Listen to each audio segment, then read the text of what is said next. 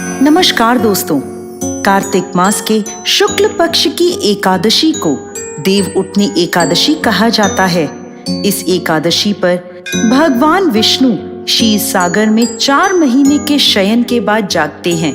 ऐसी मान्यता है आषाढ़ शुक्ल पक्ष की एकादशी को देवशयनी एकादशी होती है, जब भगवान श्री हरि सभी देवी देवताओं के साथ क्षीर सागर में 4 महीनों के लिए शयन करने चले जाते हैं, जिसे आम भाषा में तारा डूबना भी कहा जाता है।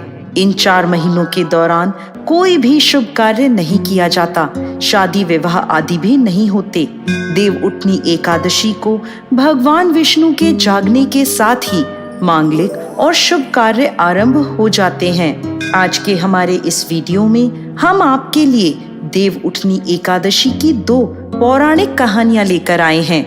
पहली कहानी के अनुसार, एक समय भगवान नारायण से माँ लक्ष्मी पूछने लगी, हे नाथ, आप तो दिन रात जागते रहते हैं या फिर लाखों करोड़ों वर्षों तक सो जाते हैं, जिससे पूरी सृष्टि नष्ट हो जाती है।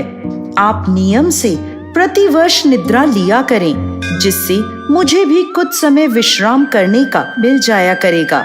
लक्ष्मी जी की बात सुनकर नारायण मुस्कुराए और बोले, देवी, आपने ठीक कहा है।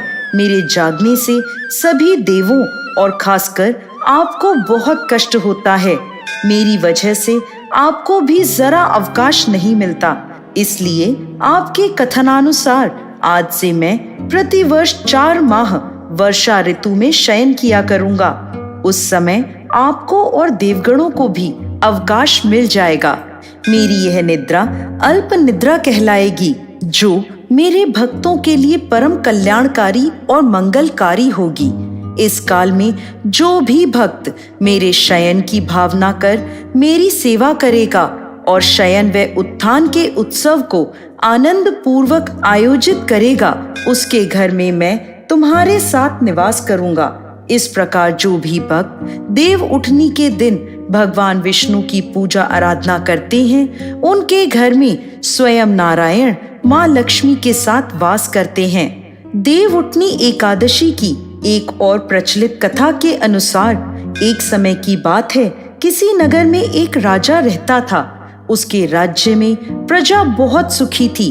एकादशी के दिन उनके राज्य में कोई भी अन्न ग्रहण नहीं करता था और ना ही अन्न को बेचता था। सभी लोग फलाहार करते थे।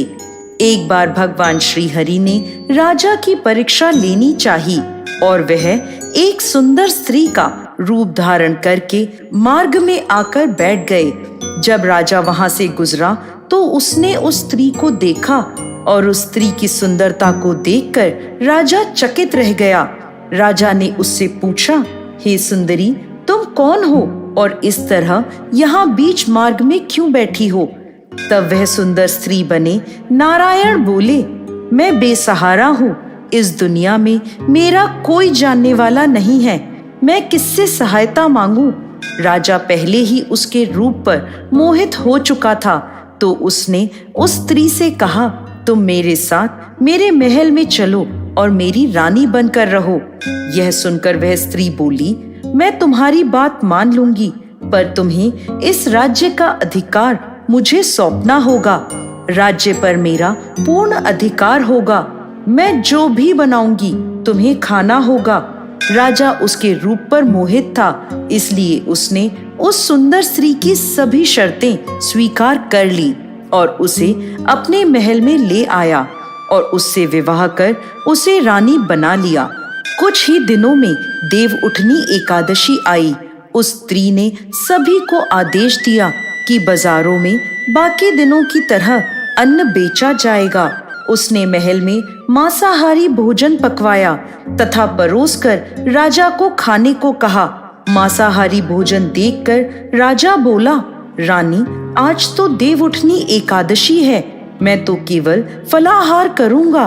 तब उस सुंदर स्त्री ने अपनी शर्त राजा को याद दिलवाई और कहा, यह खाना आपको खाना होगा, नहीं तो मैं बड़े राजकुमार का सर कटवा दूंगी। यह सुनकर राजा बहुत दुखी हुआ और उसने अपनी यह स्थिति बड़ी रानी से कही। तब बड़ी रानी बोली, महाराज धर्म ना छोड़ें, बड़े राजकुमार की बलि दे दें। बेटा तो और मिल जाएगा, लेकिन धर्म नहीं मिलेगा। ऐसा कहकर बड़ी रानी रोने लगी। तभी बड़ा राजकुमार वहां आ गया। माँ की आंखों में आंसू देखकर राजकुमार ने अपनी माँ के रोने का कारण पूछा, तो बड़ी रानी ने राजकुमार को सारी बात बता दी। इस पर राजकुमार बोला, मैं सर कटवाने के लिए तैयार हूँ, पिताजी के धर्म की रक्षा जरूर होगी। राजा दुखी मन से राजकुमार का सर देने के लिए तैयार हो गया। तब उस सुंदर स्त्री के रूप में आए नारायण प्रकट होकर बोले, हे राजन, तुम इस कठिन परीक्षा में उत्तीर्ण हो। भगवान ने प्रसन्न मन से राजा को वर मांगने के लिए कहा। तो राजा बोला, हे प्रभु, हमारे पास आपका दिया सब कुछ है। आप हम पर अपना आशीर्वाद बनाए रखें और हमारा उद्धार करें। उसी समय वहां एक विमान उतरा। राजा ने बड़े राजकुमार को अपना राजपाट सौंप दिया और विमान में बैठकर परम धाम को चला गया। हे भगवान विष्णु, जैसे आपने राजा का उद्धार किया, उसी प्रकार इस कथा को सुनने वाले, बोलने वाले और हुंकारा भरने वाले सब पर कृपा करना। जय श्री हरि विष्णु।